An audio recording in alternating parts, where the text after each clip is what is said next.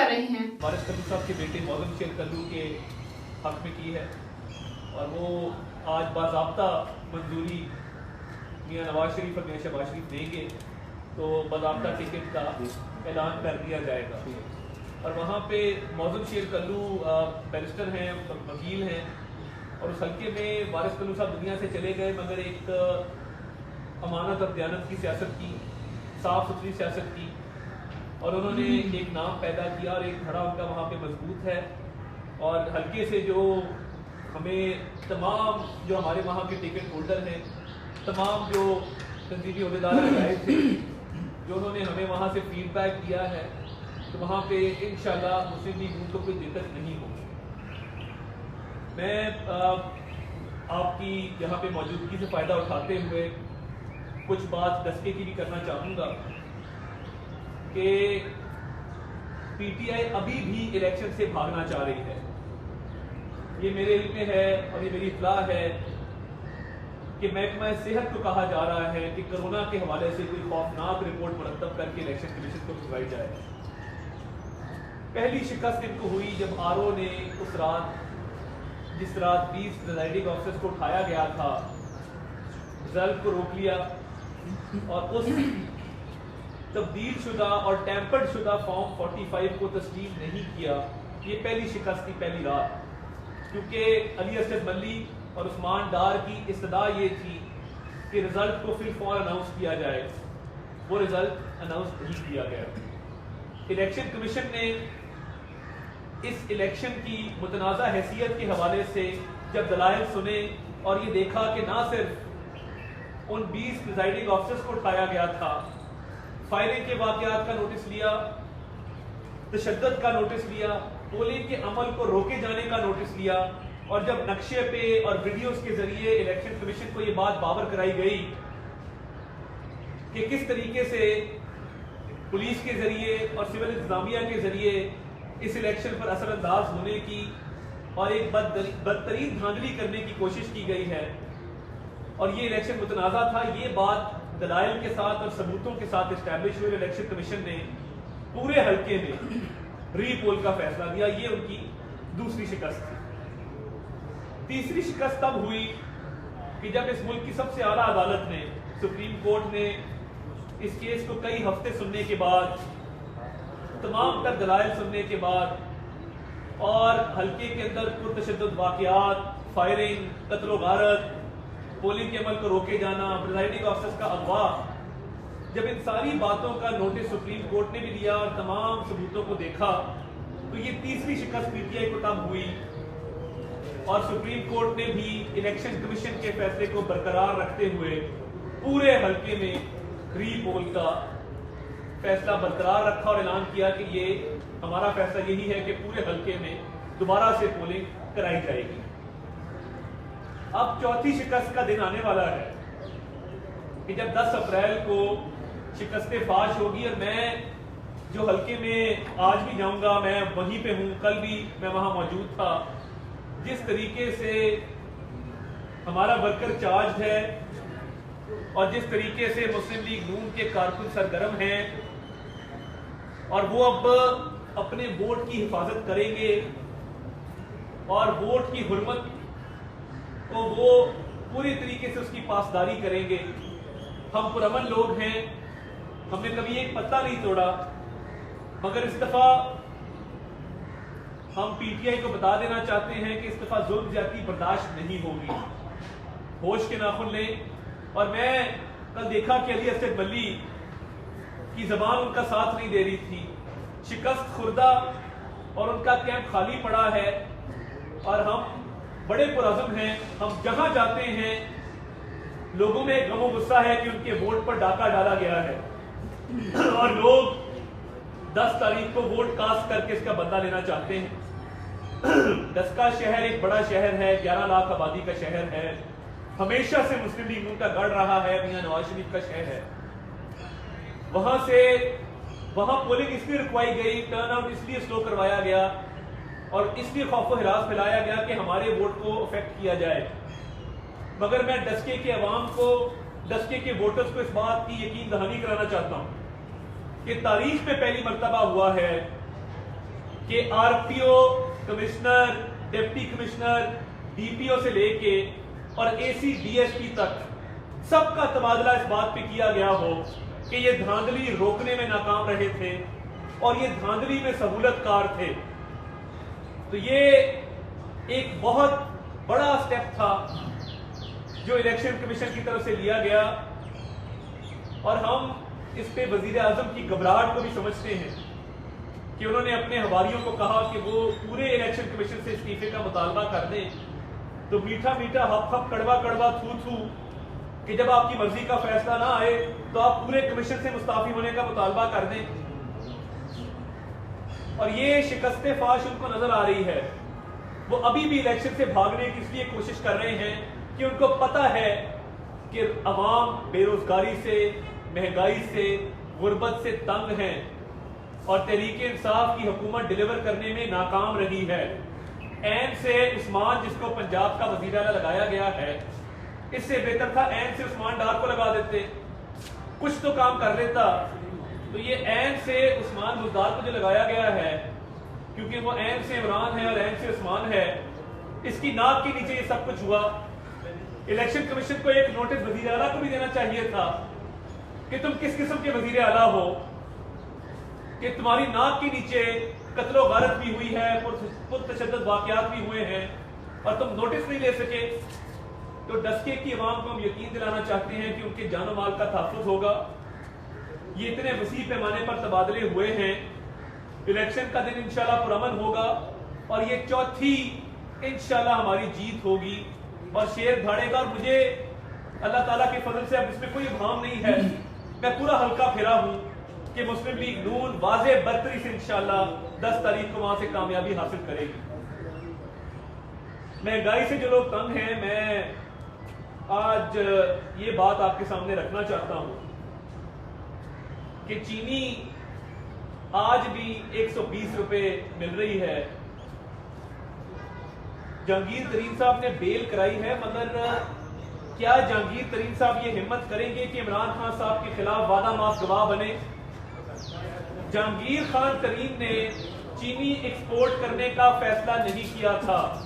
چینی ایکسپورٹ ضرور کی تھی، مگر چینی ایکسپورٹ کرنے کا فیصلہ جہانگیر ترین کا نہیں تھا. چینی ایکسپورٹ کرنے کا فیصلہ وفاقی حکومت کا تھا.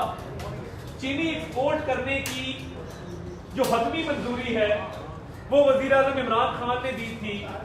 تو جو ایف آئی اے کا مقدمہ ہے، میں آج یہ مطالبہ رکھنا چاہتا ہوں کہ ایف آئی اے بطور کو اکیوز کے اور بطور ایک معاون ملزم کے عمران خان نیازی کو شامل تفتیش کرے. پوچھا جائے جہانگیر ترین سے کہ بھائی آپ نے تو چینی ایکسپورٹ کی تھی اور قلت پیدا کی تھی اور قیمتیں بڑھی ہیں، تو یہ آپ کو چینی ایکسپورٹ کرنے کی اجازت کہاں سے ملی تھی؟ کیا آپ بطور ایک پرائیویٹ آدمی کے، کیونکہ نہ آپ کے پاس کابینہ میں کوئی پوزیشن ہے، نہ آپ کے پاس کوئی سرکاری عہدہ ہے، تو یہ نیب کو نظر نہیں آتا؟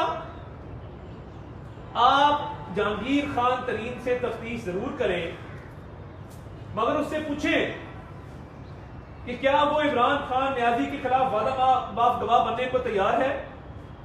سرکاری عہدے پر بیٹھا نام نہاد وزیر اعظم جس نے ایکسپورٹ کی اجازت دی، کیا اس کو یہ نہیں بتایا گیا تھا کہ ملک میں چینی کی قلت ہے اور ایکسپورٹ کی جائے گی تو ایک غریب آدمی کی چینی مہنگی ہوگی؟ کہاں ہے نیب؟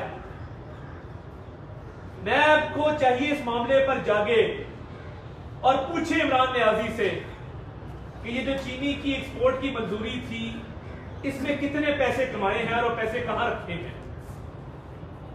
ہمارے سے تو پچھلی 4 نسلوں کا حساب لیا گیا ہے اور ہم نے اللہ کے فضل سے دیا ہے. تو یہ آنے والے دنوں میں اگر جہانگیر خان ترین وعدہ ماف گواہ بن گیا عمران خان صاحب کے خلاف، تو ہو سکتا ہے کہ عمران خان صاحب کو بھی جیل جانا پڑے. ایف آئی اے نے پچھلے دنوں شریف گروپ کے ایک ایگزیکٹو آفیسر کو بلایا اور جسمانی تشدد کا نشانہ بنایا. توقیر نامی آدمی کو بٹ نامی انسپیکٹر نے تھپڑ مارے اور بد زبانی کی. تو میں ڈاکٹر عثمان صاحب آپ کو بڑا کلیئر بتا دینا چاہتا ہوں، آپ سرکاری ملازم ہیں، آپ کسی سیاسی جماعت کے رکن نہیں ہیں، آپ تنخواہ ہمارے ٹیکس کے پیسوں سے لیتے ہیں, باز آ جائیے. اور یہ کسی ایک گروپ کو یا کسی ایک سیاسی جماعت کو نشانہ مت بنائیں اور جہانگیر ترین کو اسکیپ گوٹ مت بنائیں. آپ عمران نیازی کو نوٹس دیں اور پوچھیں کہ یہ چینی ایکسپورٹ کیسے ہوئی تھی. دودھ کا دودھ پانی کا پانی ہوگا. کیا ایف آئی اے میں یہ سکت ہے کہ وہ چینی اسکینڈل کے اندر عمران خان کو گرفتار کر سکے یا نوٹس دے سکے؟ تو یہ ساری ملی بھگت ہے. اور عمران خان صاحب ٹھیک کہتے تھے کہ مہنگائی تب ہوتی ہے جب حکمران چور ہوتا ہے, بے روزگاری تب ہوتی ہے جب حکمران چور ہوتا ہے, قرضے تب بڑھتے ہیں جب حکمران چور ہوتا ہے. آج پاکستان کو آئی ایم ایف کے پاس گروی رکھوانے والا نام نہاد وزیر اعظم آئی ایم ایف کی وہ شرائط مان رہا ہے جو ماضی میں کسی حکومت نے نہیں مانی. چیئرمین ایف پی آر لگے تو ان کی مرضی سے لگے, گورنر اسٹیٹ بینک لگے تو آئی ایم ایف کی مرضی سے لگے, ہمارے آپ کے بجلی اور گیس کے بل بڑھے تو وہ آئی ایم ایف کی مرضی سے بڑھے. عمران نیازی کے دن گنے جا چکے ہیں اور جس دن اس ملک کے اندر شفاف تحقیقات ہو گئی تو عمران نیازی اور اس سے بڑھ کے شہزاد اکبر یہ جیل کی ہوا کھائیں گے. کیونکہ جتنے بھی اسکینڈل ہیں, وہ ادویات کا ہو, وہ چینی کا ہو, وہ آٹے کا ہو, وہ ادویات کے علاوہ جو چندہ چوری ہے, فورن فنڈنگ کا کیس ہے, اس سب میں معاونت اور سہولت کاری شہزاد اکبر کی ہے. اور وہ دن آئے گا کہ پوچھیں گے کہ این آر او چاہیے کہ نہیں, اور این آر او نہیں ملے گا. بہت شکریہ. صاحب یہ بتائیے گا کہ آج چودھری منظور نے ایک بیان دیا ہے, انہوں نے کہا کہ اگر پیپلز پارٹی کو وفاق میں نوٹس کرے گی پی ڈی ایم تو ہم پنجاب میں پنجاب چیپٹر کو کریں گے.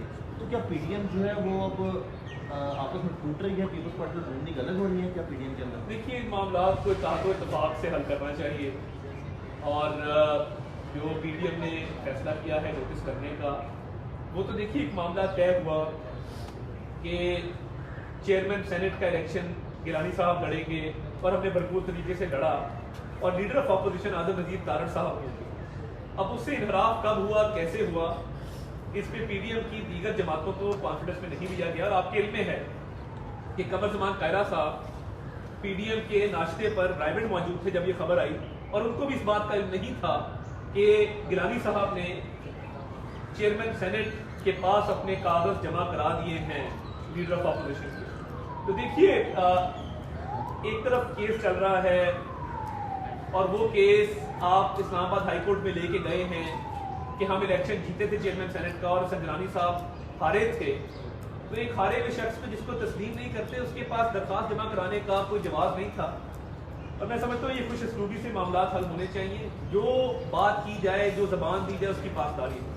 اچھا طارڑ صاحب یہ بتائیے گا کہ وزیر اعظم نے کل کہا ہے کہ مجھے عدلیہ صحیح نہیں ملی, عدلیہ ٹھیک نہیں ملی. کیا کہیں گے ان کے اس بیان پہ آپ؟ وہ وزیر اعظم جو جہاد کے لیے ہیلی کاپٹر کے ذریعے 11 بجے دفتر جاتا ہے اور 5 بجے اس جہاد سے واپس لوٹتا ہے, اس طرح کا جہاد اللہ تعالیٰ سب کو نصیب کرے کہ آپ 11 بجے ہیلی کاپٹر سے دفتر جائیں اور 5 بجے واپس آئیں. آپ کو ادارے ٹھیک نہیں ملے, آپ کو لوگ ٹھیک نہیں ملے, آپ کو ٹیم ٹھیک نہیں ملی, آپ کو عدلیہ ٹھیک نہیں ملی, آپ کو عوام بھی ٹھیک نہیں ملی, کیونکہ عوام نے آپ کو ووٹ نہیں دیے تھے, ووٹ آپ نے چوری کیے ہیں, اور یہی عوام انشاءاللہ آپ کو ایوان اقتدار سے اٹھا کے باہر پھینکے گی. اور جتنے بائی الیکشنز ہیں ہم واضح برتری سے جیت رہے ہیں, اور ان سے انشاءاللہ ٹون سیٹ ہوگی.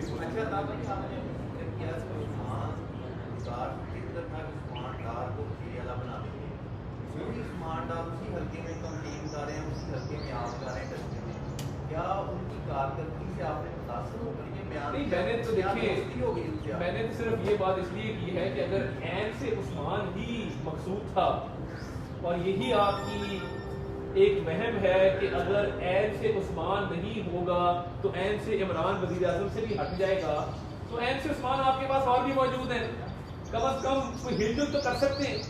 تو میں نے صرف اس وہم اور اس ایک جو جادو ٹونے کے حوالے سے بات کی جاتی ہے, اس حوالے سے کہا ہے کہ عین سے اور بھی لوگ موجود ہیں, ذرا اپنی سفوں میں نظر مارتے نہیں. دیکھیے وہ دوستی ہو نہیں سکتی. اور ویسے بھی عثمان ڈار صاحب اسلام آباد سے آپ کی اطلاع کے مطابق دل ہار گئے ہیں, میرا خیال ہے کیمپین چھوڑ دی ہے. یہ بتائیں کہ 10 اور یہ جو الیکشن کی جو پہلا حمزہ बात करेंगे जब मरियम भी एक्टिव है? जी, पूरी पार्टी इसमें एक्टिव है और मरियम नवाज शरीफ साहिबा भी पूरी तरह फाल हैं, वो उसमें अपना किरदार अदा कर रही हैं।